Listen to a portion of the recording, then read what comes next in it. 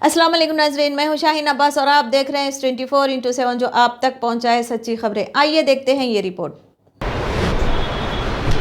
हज़रत साहब जो बाबरी मस्जिद शहीद हुई 27-28 साल हो गए और सुप्रीम कोर्ट यानी हमारे मुल्क की सबसे बड़ी अदालत का फ़ैसला आया, उसके बाद भी मुसलमानों ने उस फैसले को कबूल किया। लेकिन जिस तरह से आए दिन मसाजिदों को शहीद किया जा रहा है और जिस तरह से मुल्क के हालात बनते जा रहे हैं, इसके बारे में आपका क्या कहना है? क्योंकि आज जो 6 दिसंबर है,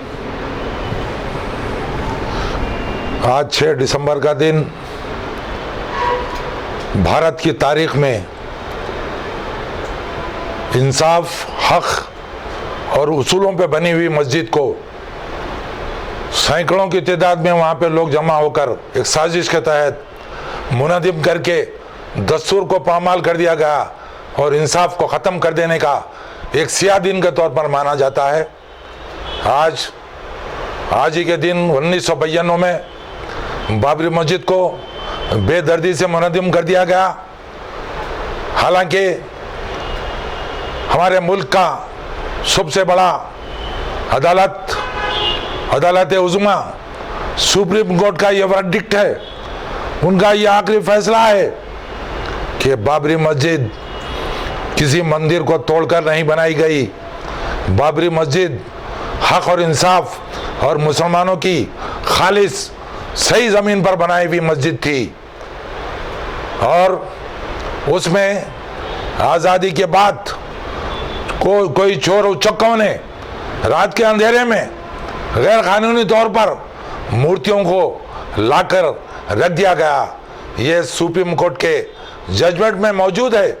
सुप्रीम कोर्ट ने ये कबूल किया कि ये मूर्तियों को रात में लगकर वहाँ पे चोरी से रख दिया गया, जो एक गैर कानूनी इक़दाम था और उसके ऊपर एक केस भी वहाँ पे उस वक़्त कायम किया गया था। आप देख रहे हैं कि बाबरी मस्जिद को कानूनी तौर पर बाबरी मस्जिद की जीत हुई। कोर्ट ने सारी चीज़ों को माना कि ये हक और इंसाफ और सही ज़मीन पर ये सिर्फ मस्जिद थी, किसी मंदिर को तोड़कर नहीं बनाया गया, किसी की ज़मीन छीन कर नहीं बनाया गया। सारे शवाहिद मौजूद थे। फैसले में ये सारे शवाहिद दिए गए सुप्रीम कोर्ट के आखिरी वर्डिक्ट में।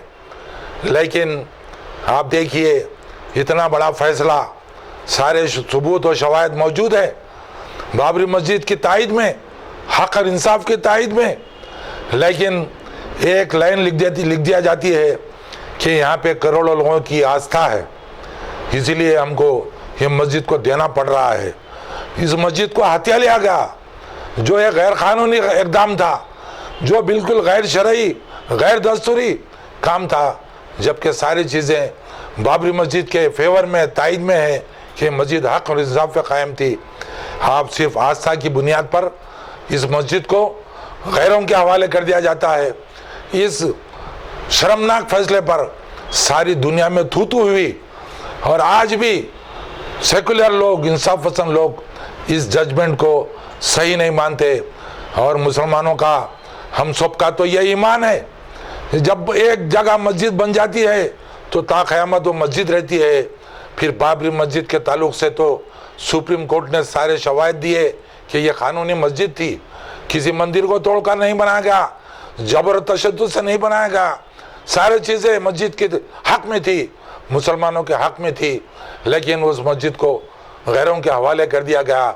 ये हमारा ईमान है कि मस्जिद, बाबरी मस्जिद वहाँ पे थी, रहेगी और है, और हमारा ये पक्का यकीन है बराबर एक मस्जिद वहाँ पे कायम रहेगी।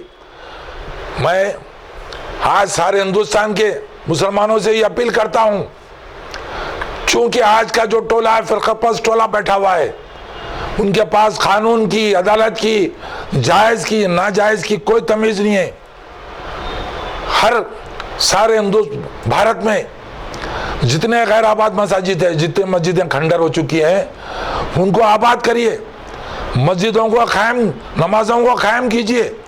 अपने जहाँ पे लोग हैं, अपने करीब व जवार में जहाँ मस्जिदें हैं गैर आबाद, खंडर हो चुकी हैं, उसको बनाइए, आबाद कीजिए, नमाजों को कायम कीजिए। ख़ास तौर पे हैदराबाद शहर के अंदर कई मस्जिदें हैं, बसमुल चार मीनार पे मौजूद मस्जिद कानूनी तौर पर जायज़ मस्जिद है, जो कुली कुतुब शाह ने 400 साल पहले कायम की थी, बल्कि उन्होंने इसको चार मीनार मस्जिद कहा, चार मीनार नहीं कहा बल्कि चार मीनार मस्जिद कहा। इतनी खूबसूरत मस्जिद वहाँ पे ऊपर है, दीनी मदरसा था, कानूनी जगह पर जो मौजूद है मस्जिद में, वहाँ पे नमाजें नहीं हो रही हैं और आप देख रहे हैं कि कहाँ पे इबादतें हो रही है। कानूनी तौर पर मस्जिद में इबादतों की इजाज़त नहीं है, तो सारे मस्जिदों में नमाजों को कायम करना चाहिए, हर मस्जिद को आबाद करना चाहिए, क्योंकि आज फिरका प्रस्ताक में है। मगर हमको डरने और घबराने की कोई ज़रूरत नहीं है।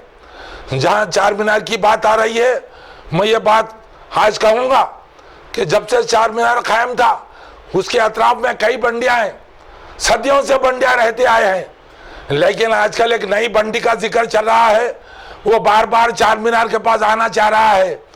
हम कह रहे हैं उस बंडी को, आओ ये इमारत, ये मस्जिद जो चार मीनार मस्जिद है उसके करीब आओ, लेकिन यहाँ की तहजीब, तमद्दुन, इंसाफ, अमन, अपन और यहाँ की गंगा जमुना तहजीब को कायम रखना पड़ेगा, वरना ऐसे वैसे बंडियों को यहाँ से हकाल दिया गया। और मैं यहाँ की आवाम से भी कहूँगा कि वो डरने और घबराने की ज़रूरत नहीं है। ये भारत की तारीख है कि यहाँ पे हम बहुत कम थे पहले, लेकिन 1000 साल हमने हुक्मरानी की है। यहाँ पे सैकड़ों मस्जिदें बनाई हमने, सैकड़ों मंदिरें बनाई, सैकड़ों चर्च बनाए, सैकड़ों गुरुद्वारे बनाए। हम आज अल्हम्दुलिल्लाह 35 करोड़ से भी ज़्यादा हैं। हम कोई परेशानी की बात नहीं है, मगर हमको हमारे दीन पर, हमारी मस्जिदों की हिफाजत के लिए आगे आना पड़ेगा और अपनी मस्जिदों की हिफाजत करना पड़ेगा, अपनी मस्जिदों को कायम करने के लिए जद्दोजहद करना पड़ेगा। और हमारा दस्तूर हमको जो हक देता है, हमको जो इंसाफ देता है, हमको जो कानूनी इजाज़त देता है, उसके तहत अपने हक के लिए लड़ाई लड़ना पड़ेगा, हक हासिल करना पड़ेगा। और यहाँ की कौम एक जैसी, गंगा जमुनी तहजीब, अमन शांति, हिंदू मुस्लिम इत्तेहाद और भाईचारगी को कायम रखते हुए हमारे मस्जिदों को आबाद करिए, हासिल कीजिए। पीछे हटने की बात नहीं है, अमन को कायम रखिए और मस्जिदों को अंदर, उसके अंदर नमाजों को कायम करिए। अगर आप दूर दराज से मस्जिदें हैं, आप 5 टाइम नहीं जा सकते, तो जितने टाइम जाते हैं नमाजें पढ़िए आप। कम से कम अगर आपको दूर दराज है तो जुम्मे की नमाजों का एहतमाम कीजिए। मगर आपको उठना पड़ेगा, नौजवानों को सोचना पड़ेगा, ये यहाँ पे आवारा गर्दी में ये गुजारने का वक्त नहीं है, वक्त बहुत नाजुक है। सारे लोग हमारी ताक में है, हमारी इबादतगाहों की ताक में है। हमको आज होश में आना पड़ेगा और हमारी इबादतगाहों की हिफाजत करते हुए उनको आबाद करना पड़ेगा और नमाज़ों को कायम करना पड़ेगा।